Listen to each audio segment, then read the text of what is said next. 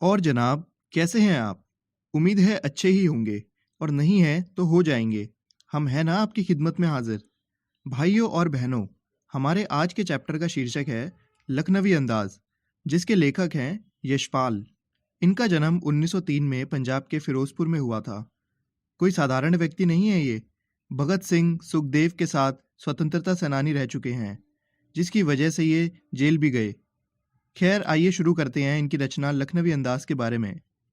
कहानी शुरू होती है एक अज्ञात स्टेशन से, जिसका जिक्र तो लेखक ने नहीं किया। ट्रेन स्टेशन से चलने के लिए फुंकारे मार रही थी। लेखक ने आरामदायक सफ़र के लिए सेकंड क्लास का टिकट ले लिया।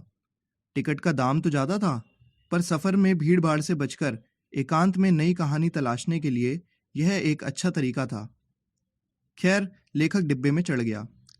जैसे ही वो डिब्बे में चढ़ा तो सामने देखता है एक सफ़ेद पोश में लखनऊ के कोई नवाब बड़े आराम से आलती पालती मार के बैठे थे। अपने सामने के एक तौलिए पे 2 खीरे की फांकें बिछा रखी थी। लेखक के अचानक आने से उनकी आंखों में असंतोष का भाव दिखाई दिया। लेखक भी समझ गया कि नवाब साहब बातचीत करने के लिए कोई उत्साह प्रकट नहीं कर रहे हैं। लेखक ने आंखें चुराकर अपनी बर्थ सीट पर बैठना उचित समझा। लेखक नवाब साहब को देखकर अंदाज़ा लगाने लगा, शायद नवाब साहब भी अकेले यात्रा करने के उद्देश्य से सेकंड क्लास की टिकट खरीदकर सफ़र कर रहे हैं, और वो नहीं चाहते थे कि कोई आम इंसान उन्हें ऐसा करते हुए देखे। वक्त काटने के लिए खीरे खरीद रखे हैं। थोड़ी देर नवाब साहब के खिड़की से बाहर देखने के बाद अचानक उन्होंने लेखक को देखकर बोला, आदाब अर्ज़ जनाब, खीरे का शौक़ फरमाएंगे? लेखक ने जवाब दिया, शुक्रिया, आप शौक़ फरमाइए। नवाब साहब खीरा खाने की इच्छा से 2 ताज़े खीरे एक तौलिए पर रखे हुए थे। पहले तो उन्होंने खीरे को खिड़की से बाहर निकालकर लोटे के पानी से धोया और तौलिए से साफ कर पानी सुखा दिया।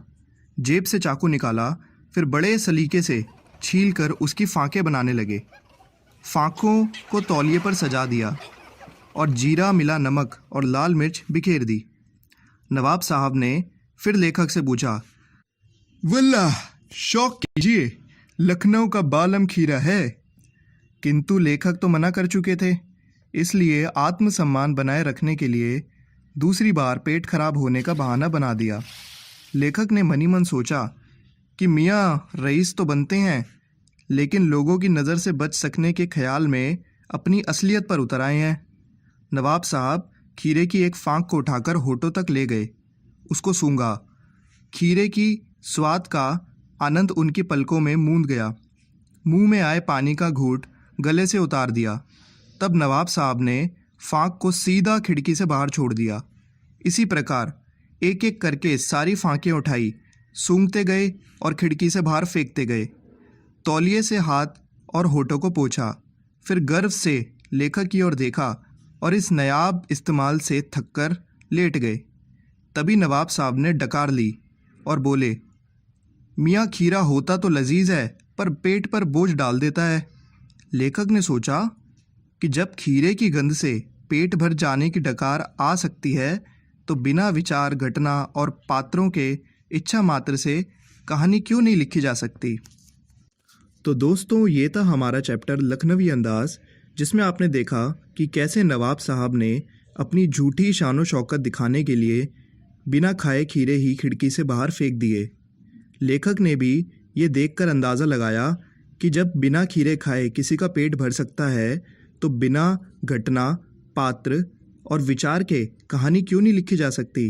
जबकि दोस्तों, असल में ये संभव ही नहीं है। कोई भी कहानी बिना घटना, पात्र और विचारों के लिखी ही नहीं जा सकती है। ये सब देखते हुए लेखक को भी अपनी नई कहानी के लिए विचार और पात्र मिल गए, और लेखक ने ये कहानी लिख डाली, जिसका शीर्षक था लखनवी अंदाज। अच्छा दोस्तों, फिर मिलेंगे। अलविदा।